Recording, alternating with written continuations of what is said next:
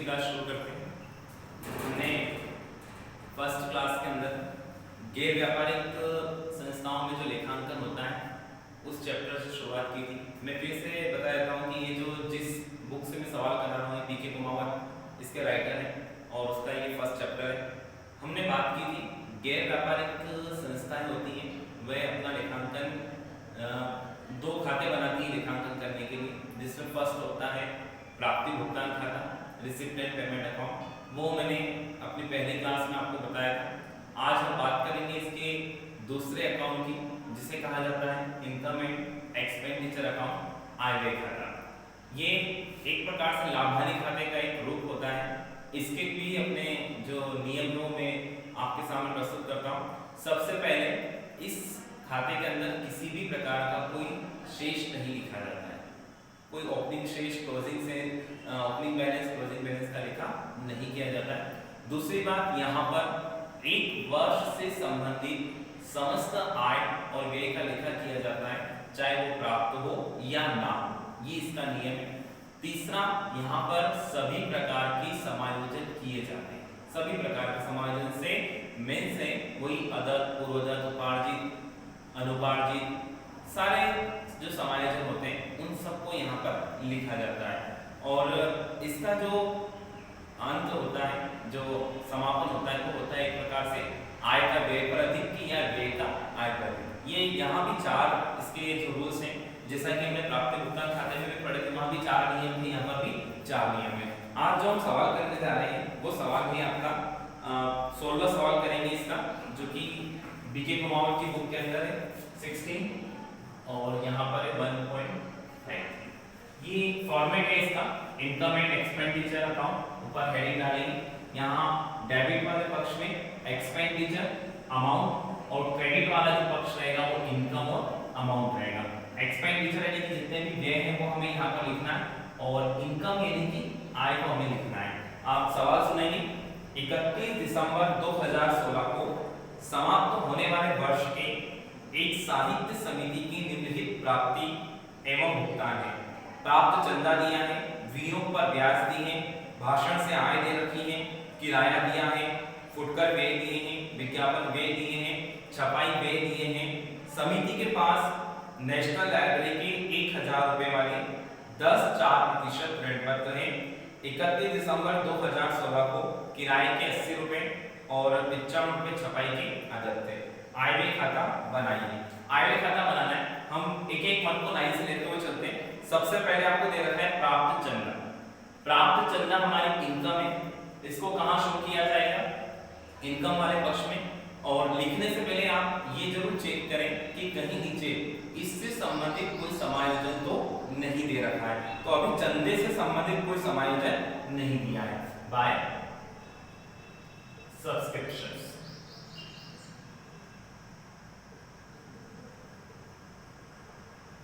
Subscriptions इसमें दे रखा है 1100।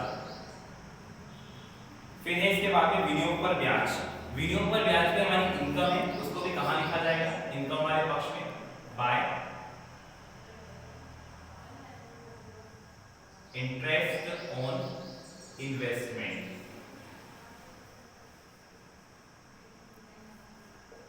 इस पर समायोजन है। देखिए, विनियोग पर ब्याज कंपनी ने कहां पर विनियोग कर रखा है? समिति के पास नेशनल लाइब्रेरी के 1000 रुपए वाले 10.4% ऋण पत्र है। अब 1000 रुपए वाले 1000 में 10 का मल्टीप्लाई करते हैं, इसकी अमाउंट बनती है 10,000 और उस पर ब्याज मिलता है 4%। 10,000 का 4%, पूरे साल का ब्याज बनेगा यहाँ पर 400 रुपए। जबकि यहाँ आपको दिया गया है कि विनियोग पर ब्याज कितना है? 380। 380 है तो प्लस इसमें हो जाएगा आउटस्टैंडिंग कितने रुपए कम है? 20 रुपए। कुल मिलाकर इसका ब्याज हो जाएगा 400 रुपए। भाषण से ये भी आपको नियम दोहराया है मैंने कि इस खाते के अंदर एक वर्ष संबंधित समस्त आय व्यय का लेखा किया जाता है, चाहे वो प्राप्त हो या ना हो। हमें ब्याज 380 रुपए ही मिला था, जबकि पूरे वर्ष का ब्याज कितना बन रहा है? 400 रुपए। तो कितने रुपए कम हो रहे हैं? 20। टोटल हो जाएंगे आपके 400 रुपए। उसके बाद ये भाषण से आय की है बाय इनकम फ्रॉम लेक्चर, ये भी इनकम है, इस पर कोई समायोजन नहीं है, बाय इनकम फ्रॉम लेक्चर। कितनी दे रखी है इसके अंदर 2320। फिर इसके बाद में आता है किराया दिया। दिया शब्द ये हो गया आपका व्यय, और व्यय हो गया जैसे कहां लिखेंगे एक्सपेंडिचर में, टू रेंट। और इसको लिखने के बाद इससे संबंधित कोई समायोजन है क्या, तो समायोजन दिया है, किराए के 80 रुपए क्या है अदर दिए हैं आपको, तो यहाँ पर 210 और प्लस हो जाएगा ये आउटस्टैंडिंग। आउटस्टैंडिंग कितना हो रहा है इसका 80 रुपए, 80 इसके अंदर प्लस हो जाएंगे, पूरे वर्ष का किराया हो जाएगा आपका 290। फिर आता है आपका फुटकर व्यय 100 रुपए। फुटकर व्यय से संबंधित कोई समायोजन है, फुटकर व्यय पेटी एक्सपेंसेस कितने दिए हैं, पेटी एक्सपेंसेस इसके अंदर 100 रुपए, कोई समायोजन नहीं है। विज्ञापन व्यय 210 रुपए, एडवर्टाइजमेंट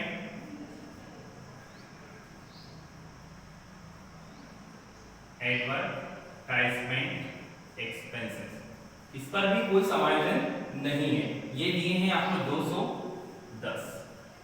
एडवर्टाइजमेंट के बाद में आता है आपका छपाई में printing expenses, to printing expenses, इस पर समायोजन है। प्रिंटिंग एक्सपेंसेस दिया है 125 और अदर भी दिए गए हैं वो है 95, प्लस हो जाएंगे इसके अंदर, प्लस आउटस्टैंडिंग 95, ये दोनों जोड़ के 5 5 10 220। फिर नीचे फिर समायोजन आ गए। अब एक बार हम चेक कर लेते हैं, हमने सारी बिंदुओं को यहाँ पे लिखा है, प्राप्त चंदा इनकम की साइड पे लिखा हुआ है, विनियोग पर ब्याज 380 प्लस उसमें समायोजन था वो जोड़ के लिख दिया गया है, भाषण से आय पर कोई समायोजन नहीं था इसी लिखा है। फिर ये किराया दिया खर्चा, उस पर समायोजन था 80 रुपए, ये भी हो चुका है। फुटकर व्यय 100 रुपए हो गए, इसमें कोई समायोजन नहीं है। विज्ञापन व्यय में कोई समायोजन नहीं है। प्रिंटिंग एक्सपेंसेस के ऊपर समायोजन दिया गया था 95 रुपए अदर थे, वो हमने प्लस करके लिख दिए। अब हमें ये देखना है कि आय का व्यय पर अधिक है या व्यय का आय पर अधिक, मतलब आय ज्यादा है या व्यय ज्यादा है, ये देखेंगे। तो यहाँ पर टोटल आपको लगाना है कहाँ ज्यादा हो रही है, तो देख रहे हैं यहाँ पर टोटल ज्यादा हुई है, इधर हम जोड़ लेंगे इसको 0 2 4 5 5 4 3 8 2 और 3 8 2 0, यहाँ पर इसमें से घटाएंगे और आय टोटल ज्यादा है तो आंसर किधर आएगा एक्सपेंडिचर, और इधर आंसर आता है तो आपको लिखना है 2 इनकम ओवर एक्सपेंडिचर, ये शब्द यहाँ पे आपको लिखना है। यदि उधर आंसर आता है तो आपको लिखना है एक्सपेंडिचर ओवर इनकम, और इधर आता है तो लिखना है इनकम ओवर एक्सपेंडिचर। यहाँ 3820, उसमें से इधर की अमाउंट घटा दी जाएगी,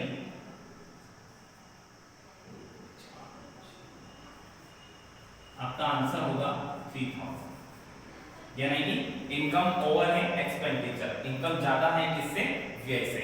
ठीक इस प्रकार से आयव्यय खाता बनाया जाता है। इसके जो 4 नियम हैं, जैसा कि प्राप्ति भुगतान खाते हैं, और इसमें क्या डिफरेंस है मैं आपको बता देता हूं, क्योंकि अंतर आपको ऑलरेडी थ्योरी के रूप में दिया गया है, क्वेश्चन दिया है प्राप्ति भुगतान खाता और आयव्यय खाते में अंतर बताइए। तो इसमें और उसमें जो कुछ अंतर दिखाई देते हैं हमें, उसमें सबसे फर्स्ट पे आता है कि उस खाते के अंदर प्रारंभिक शेष और अंतिम शेष का लेखा किया जाता है, और इस खाते में प्रारंभिक और अंतिम शेष का लेखा नहीं किया जाता। दूसरा ये है कि वहां पर हमने समस्त प्रकार की आय और व्यय का लेखा किया था, और वो किसी भी वर्ष से संबंधित थी, बस हमें प्राप्त हो रही है और हम भुगतान कर रहे हैं तो उसका लेखा हम कर रहे थे। लेकिन यहाँ पर आप जिस वर्ष का बना रहे हैं, केवल उसी वर्ष से संबंधित समस्त आय और समस्त व्यय का लेखा ही करेंगे, चाहे वो प्राप्त हो या ना हो, बस एक वर्ष से संबंधित होना चाहिए। तीसरी बात ये है कि वहां पर किसी भी प्रकार के कोई समायोजन नहीं किए जाते थे, और यहाँ पर वे सारे समायोजन आपको करना होंगे, क्योंकि अदर पूर्वोदर उपार्जित अनुपार्जित ये किसी भी वर्ष मतलब इस वर्ष करना। ये इसके मुख्य अंतर था इन दोनों के बीच में। यदि आप इसके अंतर समझेंगे तो ही आपको प्राप्ति भुगतान खाता और आय व्यय खाता अच्छे से समझ में आएगा, नहीं तो आप इसमें कंफ्यूज हो